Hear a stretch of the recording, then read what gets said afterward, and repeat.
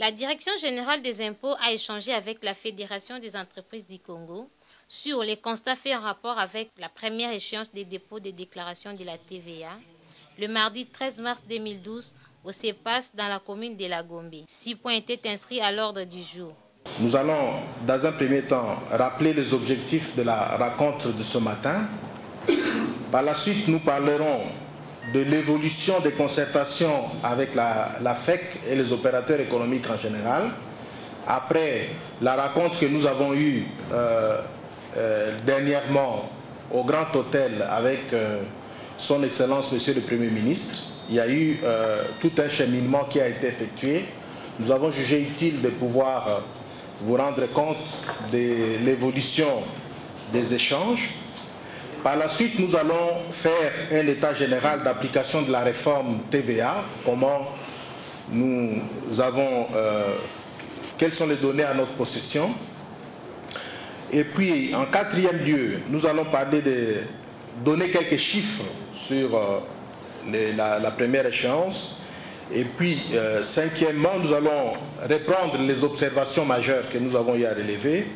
Et puis, nous vous ferons quelques recommandations qui nous semblent essentielles pour éviter la multiplicité des litiges entre l'administration et les opérateurs économiques.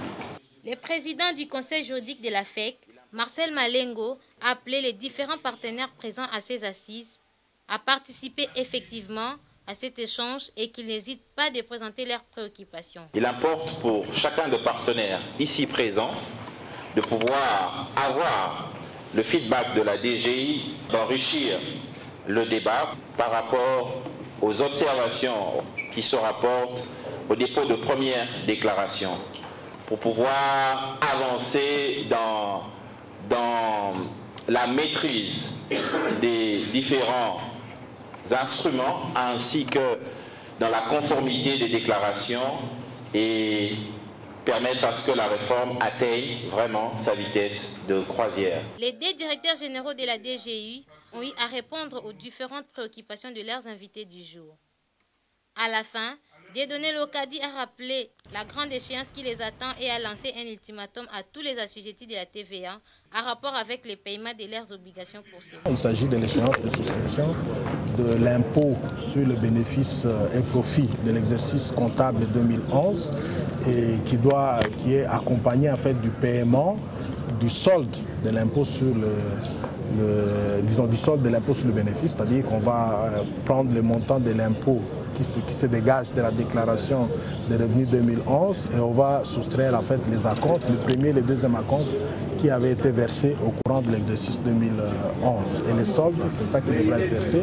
Alors, étant donné que le vendredi, le samedi 31 mars tombe un samedi, et le samedi, vous savez que les banques sont fermées, nous avons appelé l'attention de tous les opérateurs économiques pour qu'ils puissent remplir les obligations au plus tard le 30 mars, donc le vendredi 30 mars 2012. Parce que si nous n'actons pas, le paiement n'est pas acté par la banque le 31, on va considérer que le contribuable a déclaré, disons, a payé en retard et il devra payer les pénalités de recouvrement. Dans tout, l'orateur du jour a insisté que l'absence de la transparence dans la matière fiscale peut entraîner à la ruine de l'entreprise.